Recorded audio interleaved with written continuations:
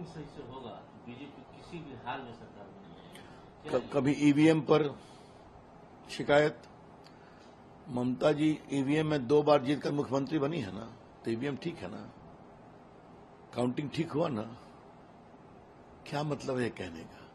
अब तो सब कुछ ट्रांसपेरेंट है, वीडियोग्राफी होती है, लोग देखते हैं। हाँ, उनके पंचायत के चुनाव में कैसे बैलेट पेपर पर स्टैंपिंग होता है भी आप लोगों ने दिखाया था। ये तो बिल्कुल बेबुनियाद बात है। हारे हुए हताश लोग इस तरह की बात कर रहे हैं, और इस बार बंगाल के भी निर्णय बहुत ऐतिहासिक होंगे। जिस तरह से ध्यान में गए हैं, पीएम भूपेश बघेल कह रहे हैं कि प्राइम मिनिस्टर ने कहा था मुझे बोर्ड ने भेजा है। जब आप बोर्ड ने आपको भेजा तो आपको ध्यान लगाने की क्या जरूरत पड़ गई? ये बहुत बेशर्मी की बात है। नरेंद्र मोदी जी एक साधक आदमी है, 40 घंटे साधना करते हैं तो उसका सम्मान होना चाहिए। अब इस तरह की घटिया बातों पर मुझे कोई टिप्पणी नहीं करना है। नरेंद्र मोदी जी सनातन प्रेमी हैं, साधक हैं, केदारनाथ में साधना की है वर्षों तक, आज विवेकानंद के चरणों पर साधना कर रहे हैं तो अच्छी बात है ना, क्या फर्क पड़ता है? ये लोग कभी जाते हैं राम मंदिर की प्रतिष्ठा में? चलिए छोड़िए इस बात को। पूरी कैंपेनिंग में व्यक्तिगत हमले प्राइम मिनिस्टर पर बहुत हुए, आपने भी देखा। ये कोई नई बात तो नहीं है, तो जितना होता है उतना ही उनकी साख बढ़ती है, उतना ही जनता का सम्मान मिलता है। और नरेंद्र मोदी ने हमेशा एक स्तर रखा है, रखेंगे, लेकिन ये हारे हुए, थके हुए, हताश लोग इस तरह की बातें करते हैं, छोड़ दीजिए। नरेंद्र मोदी का एक ही विजन है, भारत माता को आगे बढ़ाना, भारत को दुनिया की बड़ी ताकत बनाना, भारत को दुनिया की तीसरी आर्थिक ताकत बनाना, सनातन का सम्मान, संस्कार का सम्मान, संस्कृति का सम्मान।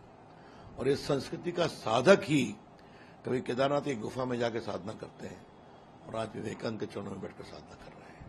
ये बघेल वगैरह नहीं समझेंगे, और हम नहीं भी चाहते हैं कि वो समझें, क्योंकि उनके ऊपर और उनके नेताओं के ऊपर वोट बैंक का भूत हावी है। लगा है कि अगर काउंटिंग सही से होगा तो बीजेपी किसी भी हाल में सरकार बनेगी। कभी ईवीएम पर शिकायत, ममता जी ईवीएम में 2 बार जीतकर मुख्यमंत्री बनी है ना, तो ईवीएम ठीक है ना, काउंटिंग ठीक हुआ ना, क्या मतलब है कहने का?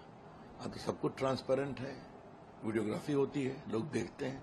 हाँ, उनके पंचायत के चुनाव में कैसे बैलेट पेपर पर स्टैंपिंग होता है भी आप लोगों ने दिखाया था। ये तो बिल्कुल बेबुनियाद बात है। हारे हुए हताश लोग इस तरह की बात कर रहे हैं, और इस बार बंगाल के भी निर्णय बहुत ऐतिहासिक होंगे। जिस तरह से ध्यान में गए हैं, पीएम भूपेश बघेल कह रहे हैं कि प्राइम मिनिस्टर ने कहा था मुझे बोर्ड ने भेजा है। जब आप बोर्ड ने आपको भेजा तो आपको ध्यान लगाने की क्या जरूरत पड़ गई? ये बहुत बेशर्मी की बात है। नरेंद्र मोदी जी एक साधक आदमी है, 40 घंटे साधना करते हैं तो उसका सम्मान होना चाहिए। अब इस तरह की घटिया बातों पर मुझे कोई टिप्पणी नहीं करना है।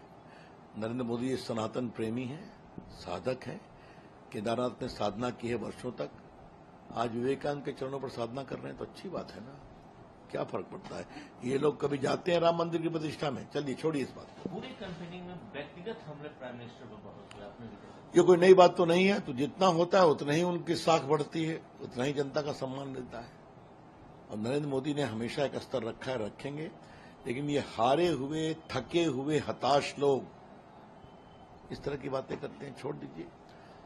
नरेंद्र मोदी का एक ही विजन है, भारत माता को आगे बढ़ाना, भारत को दुनिया की बड़ी ताकत बनाना, भारत को दुनिया की तीसरी आर्थिक ताकत बनाना, सनातन का सम्मान, संस्कार का सम्मान, संस्कृति का सम्मान। और इस संस्कृति का साधक ही कभी केदारनाथ की गुफा में जाकर साधना करते हैं और आज विवेकानंद के चरणों में बैठकर साधना कर रहे हैं।